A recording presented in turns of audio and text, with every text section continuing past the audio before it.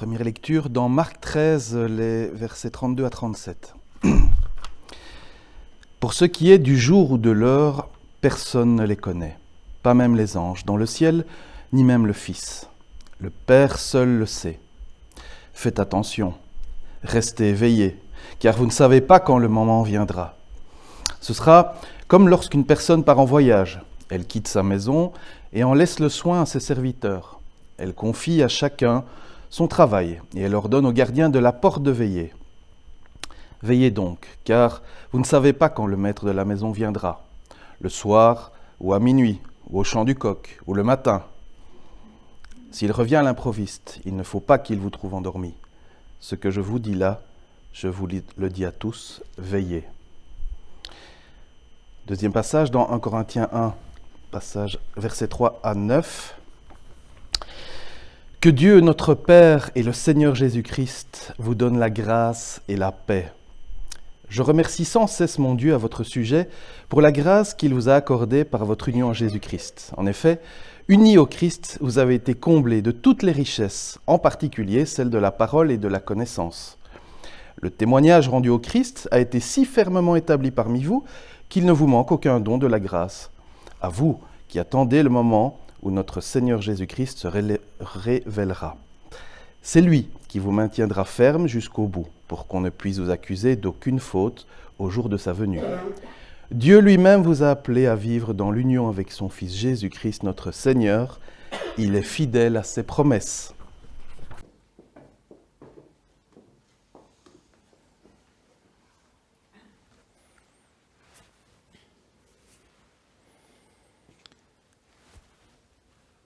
Comme je l'ai dit en début de culte, durant le temps de l'Avent qui prépare Noël, il est assez traditionnel d'aborder la question de l'attente du retour du Christ. Une attente qui, on doit bien le reconnaître, n'est pas toujours simple. Et cette année encore, il me semble bon de revenir sur ce sujet qui, vous allez le voir, nous concerne tous. Il y a une époque pas si lointaine, les pasteurs étaient tenus de terminer le culte bien à l'heure, pour éviter que le poulet ou le rôti ne soit trop cuit dans le four. Quelqu'un a son rôti ou son poulet dans le four encore ? Non, ça va. Aujourd'hui, avec les démarrages programmables ou même les portables qui peuvent commander tout à distance, la pression sur le temps du culte a heureusement un peu diminué. Mais il y a un élément qui reste toujours d'actualité, l'intolérance au temps d'attente. C'est quelque chose qu'on ne supporte pas du tout. Tout comme on ne pouvait pas attendre après le culte que la viande se cuise, parce qu'on aurait très bien pu allumer le four une fois rentré à la maison. Non. On supporte de moins en moins l'idée de devoir attendre pour obtenir quelque chose. Le temps de Victor Hugo ou de Balzac qui prenait des dizaines de pages pour planter le décor avant de véritablement rentrer dans leur histoire, dans leur intrigue, est clairement révolu. Vous ne verrez plus d'écrivains qui écrivent des descriptions aussi longues qu'aujourd'hui. Aujourd'hui, si un film n'accroche pas le téléspectateur dès la première minute par de l'action à tout va, il se voit chassé par la zapette. Certaines entreprises ont très bien compris ce phénomène en proposant des services quasi instantanés, 24 heures sur 24, 7 jours sur 7. C'est les grands slogans aujourd'hui. Il faut dire qu'avec les nouvelles technologies, cela permet une rapidité encore impensable il y a 50 ans. Toutefois, le corollaire de ce tout de suite est notre incapacité grandissante à patienter, à utiliser du temps pour la spiritualité, la créativité ou le service, ou encore à nous intéresser au temps passé. Dans les générations plus jeunes, on sent rapidement l'impatience ou la lassitude. On apprend même aux futurs instituteurs et institutrices, et je suppose qu'ils vont pouvoir me le confirmer, à changer régulièrement d'activité, surtout avec les plus petits, afin d'éviter l'ennui, la lassitude, le décrochage, comme si le temps sans productivité était des temps morts, inutiles. Ce phénomène assez récent n'est pas sans impact sur notre manière de vivre notre foi. Et cela à plusieurs niveaux. Sans être exhaustif, je vais en relever ici au moins 5. Premièrement, les chrétiens se montrent de plus en plus impatients à l'égard de Dieu. Face aux difficultés, oui, on va faire une prière vite fait, bien fait, et on attend que Dieu donne une réaction rapide. On oublie la seigneurie de Dieu en ayant davantage la vision d'un Dieu serviteur qui doit répondre sans délai à nos desiderata, comme pour un service après-vente. Deuxièmement, ce besoin d'aller toujours vite nous fait oublier un élément essentiel: prendre le temps nécessaire du discernement dans l'étude de l'Écriture, dans la prière, pour y comprendre la direction à prendre dans nos décisions. Par exemple, quand on reçoit un email offensant, l'impulsion nous pousse rapidement à répondre immédiatement pour nous défendre, alors que la parole de Dieu nous invite à regarder le problème sous un autre angle, celui de la sagesse et de la confiance en Dieu. Quand quelqu'un nous veut du mal, Dieu ne nous appelle pas à rendre le mal pour le mal, il nous apprend à lui faire confiance, à la retenue. Le troisième domaine où l'impatience se manifeste aussi est dans la manière d'envisager la fin des temps, avec le retour du Christ. Il est très fréquent qu'on me dise: avec tout ce qui se passe aujourd'hui, il est évident que Christ revient bientôt. Désolé de le dire, non, ce n'est pas évident pour moi. Si même Jésus ne pouvait pas dire quand viendra son retour, comment pouvons-nous affirmer que cela arrive très prochainement? Jésus a bien parlé de signes précis dans l'Écriture, mais cela concernait davantage la destruction du temple qui a eu lieu 40 ans plus tard. Mais pour la question de son retour, le texte entendu nous montre bien qu'il sera totalement inattendu, sans annonce fracassante. Plus loin, nous reviendrons plus spécifiquement sur cet aspect. Le quatrième impact est notre rapport à la souffrance et à la mort. Alors qu'elles ont toujours été présentes, elles semblent de plus en plus intolérables aujourd'hui. Loin de moi l'idée de dire que la mort et la souffrance sont normales, pas du tout. Mais à notre époque, on ne craint plus l'idée d'envisager l'euthanasie pour raccourcir le temps de douleur et se donner l'illusion que nous sommes les maîtres de nos jours.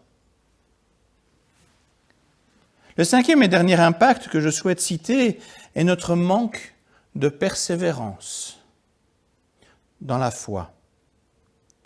Les déceptions, les doutes, l'incompréhension, le manque pour certains d'émotions, le manque d'instruction religieuse sont autant de raisons qui poussent certains à se distancer de la vie spirituelle active et en communauté.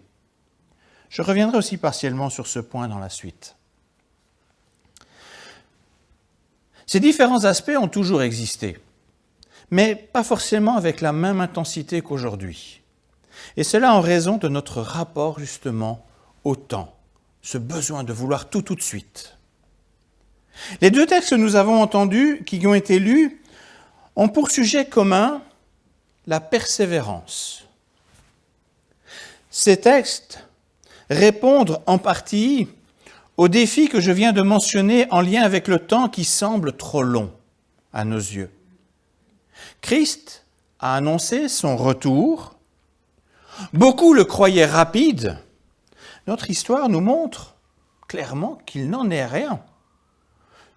Quand nous avons l'impression qu'il va revenir bientôt, sachez que cette impression, elle a existé dans toutes les générations, pas seulement pour nous.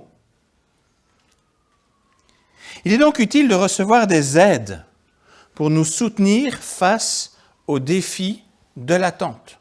Bien sûr, Christ peut revenir tout de suite, et je le souhaite.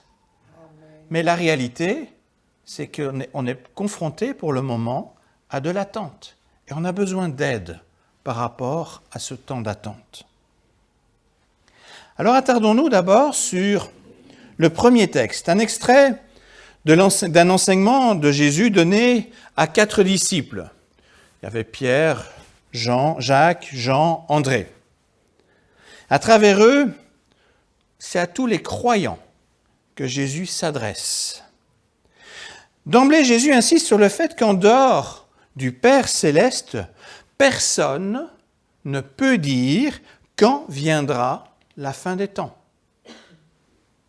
Dans ce chapitre où Jésus évoque justement les événements à venir, on retrouve le même phénomène que chez les prophètes, un mélange de prophéties avec des temps différents pour l'accomplissement. J'ai déjà plusieurs fois utilisé cette image d'une photo de montagne où vous voyez toutes les montagnes, mais avec des plans différents. Alors, vous voyez un paysage, c'est un peu le texte prophétique, mais vous ne savez pas toujours bien dire à quelle distance se situe telle ou telle prophétie. Eh bien, c'est le cas dans le texte de Jésus. Et si je n'ai lu qu'une partie, le texte, vous pouvez aller prendre Marc 13, le texte est beaucoup plus grand.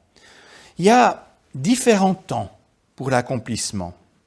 Alors autant Jésus donne des signes assez précis concernant le temps de la destruction du temple, qui doit intervenir assez rapidement, autant il insiste sur la surprise de la venue des derniers jours. C'est assez surprenant.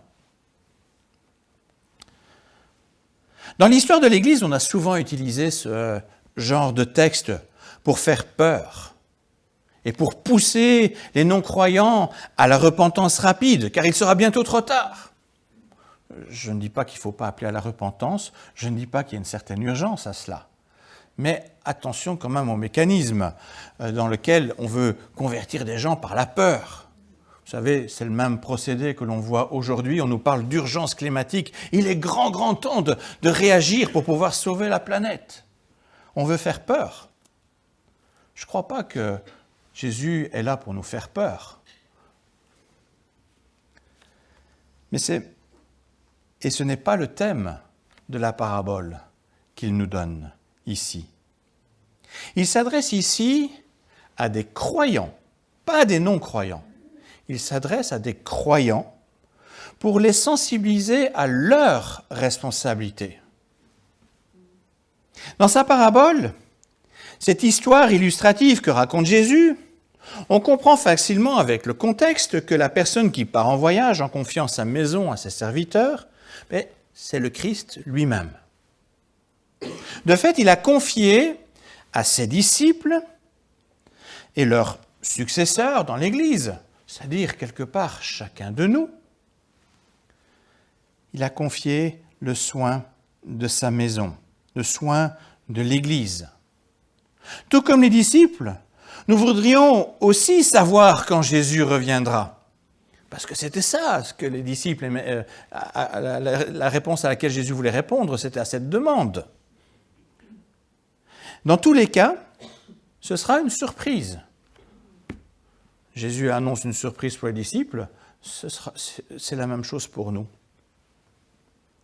Si même le Fils de Dieu en personne ne peut rien dire à ce sujet, il faut accepter que ce silence est voulu par le Père céleste. Or, ce que Dieu veut est toujours bon, il n'a jamais voulu quelque chose de mauvais. Ça nous embête parfois de ne pas savoir, mais visiblement, c'est bon de ne pas forcément le savoir. Cependant, ce silence sur le temps du retour n'implique pas pour le croyant de rester oisif, à ne rien faire. À l'époque de Jésus, un maître surprenant un serviteur en train de ne rien faire se serait mis en colère et l'aurait renvoyé ou l'aurait puni si c'était un serviteur esclave. Et là, une question se pose à chacun de nous, à chaque croyant. Si Jésus revient maintenant, comment nous trouvera-t-il? Engagé ou désengagé pour sa maison, pour l'Église? Pourrions-nous lui dire que nous avons accompli tout ce qui nous était possible pour le maintien et la croissance de l'Église? Pourrions-nous lui montrer que nous avons mis nos dons et nos moyens à son service, même quand il était absent? Nous trouvera-t-il persévérants dans notre foi, dans notre prière? Ou nous trouvera-t-il en train de gentiment profiter de sa maison, mais sans s'y impliquer?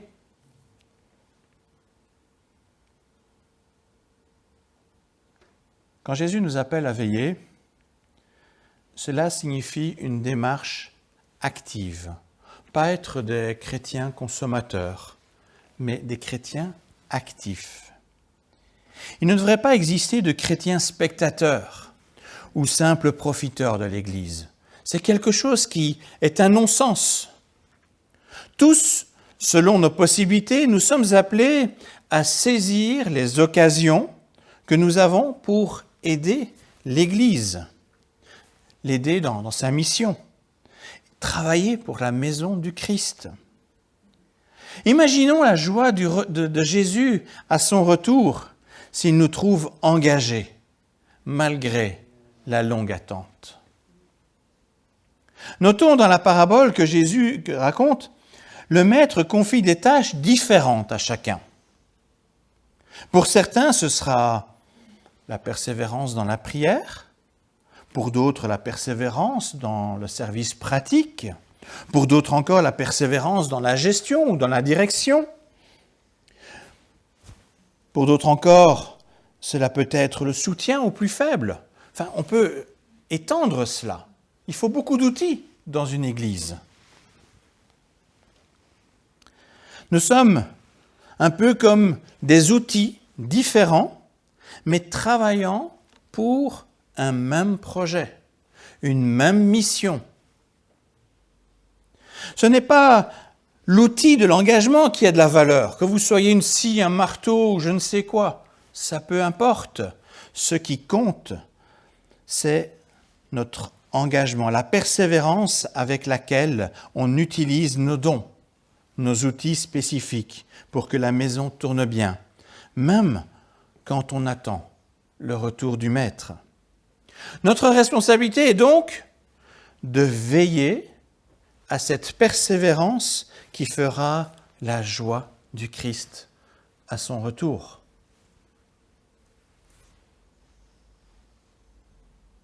Regardons à présent le second texte, un extrait d'une lettre de Paul à une église qui traversait pas mal de difficultés.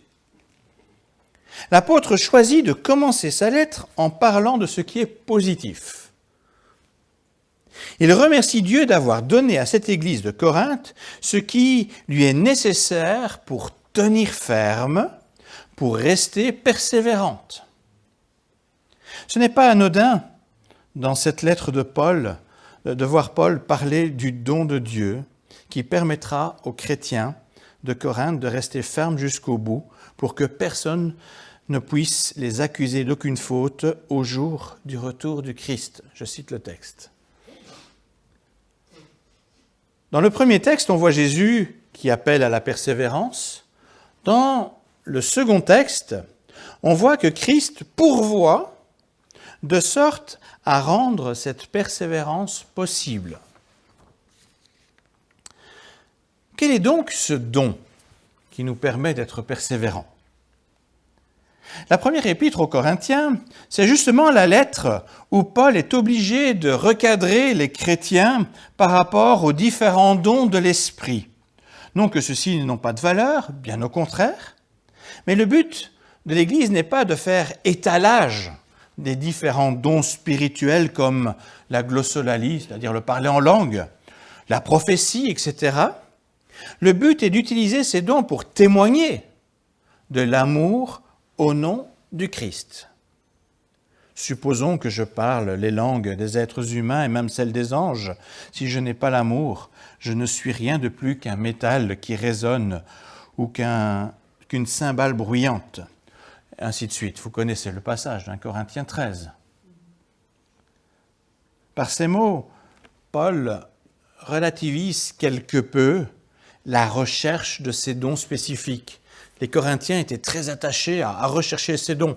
Paul ne veut pas les condamner en soi, mais il est en train de leur dire, mais attendez, le sujet de votre recherche, ça doit être autre chose. Mais il parle quand même d'un don important en début de sa lettre.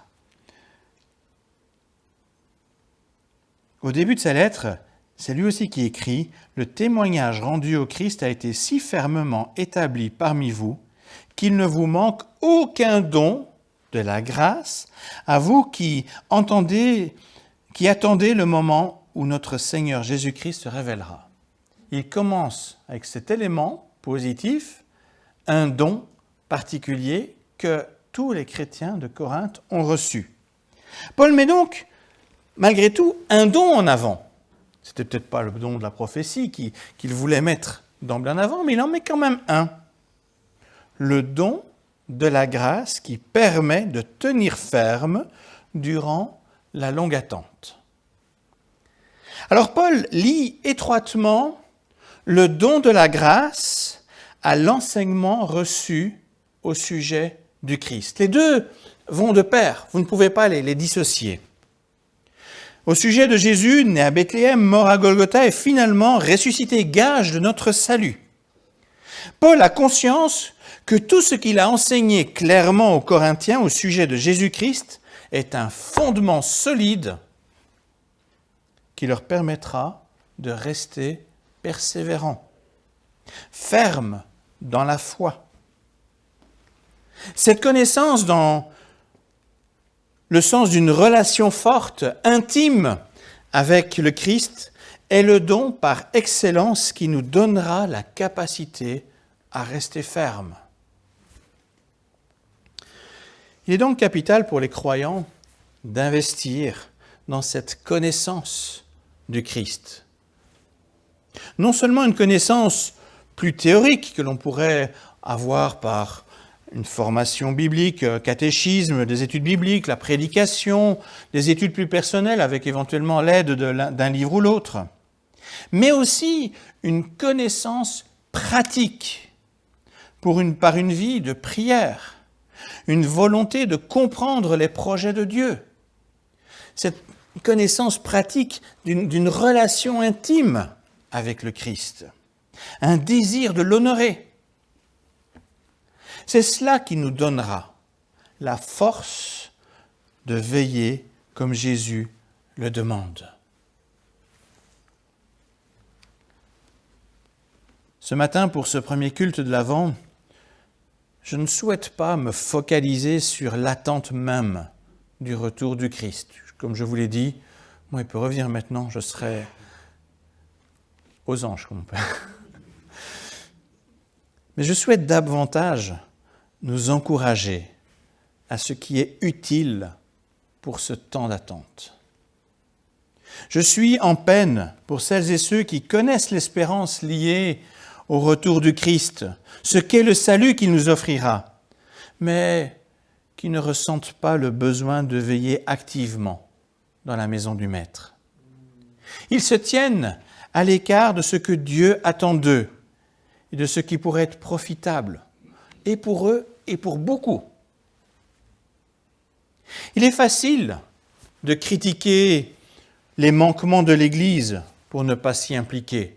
J'entends régulièrement, non, moi j'ai pris mes licences à l'Église, je suis déçu, ce qui s'est passé. Oui, c'est facile.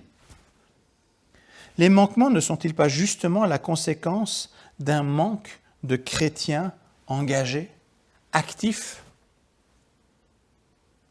Nul ne sait quand Christ reviendra, mais ce qui est certain, c'est que Christ a besoin de chacun et chacune de nous dans son Église. Il est aussi certain qu'à travers son œuvre et son enseignement à son sujet, Christ nous donne la persévérance nécessaire pour tenir ferme dans nos engagements en attendant son retour. Alors ma prière pour terminer cette prédication est que le Seigneur puisse être dans la joie en nous trouvant là où nous devons être, occupés dans la tâche qu'il nous avait confiée. Heureux ce serviteur si le maître à son retour chez lui le trouve occupé à son travail. Alors Jésus nous dira, c'est bien, bon et fidèle serviteur, tu as été digne de confiance dans ces choses qui ont peu de valeur, je te confierai donc celles qui ont beaucoup de valeur. Viens te réjouir avec moi. Amen.